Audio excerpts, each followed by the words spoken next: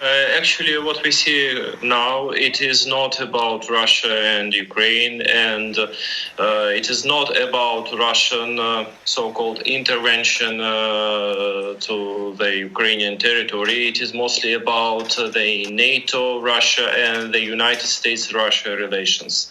Actually, the beginning of the story, it is not just a few months ago, a few weeks ago. It is about maybe dissolution of Soviet Union when Russian Federation was very naive to believe in the promises of the West that NATO will not move forward even just one step towards Russian borders.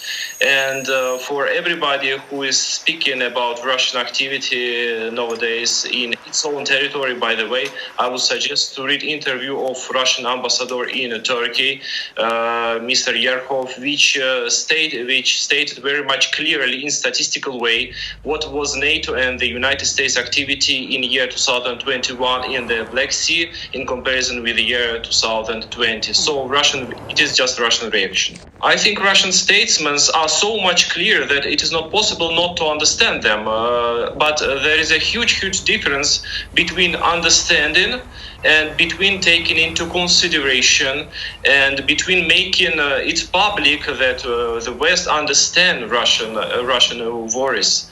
This is a part of the foreign policy of the West to deny any Russian worries about the NATO and about NATO extension. They're just saying no, it is not like that. It is not about Russian security. But it is about, of course, it is a public dimension. I believe that they understand everything, but as I said, they do not take it into consideration. This game went so far that we may compare it, for example, with the Caribbean crisis. The game is huge and the risks are also huge.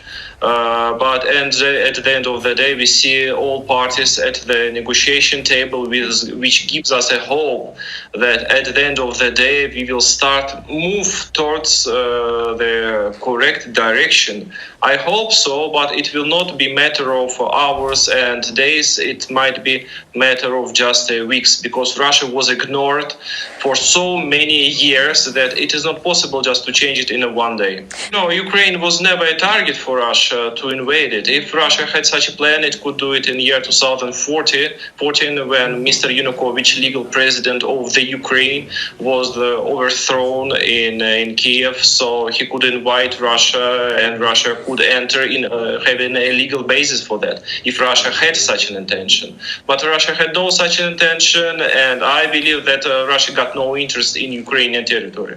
It's the biggest territory in the world. І захисникостю на випадок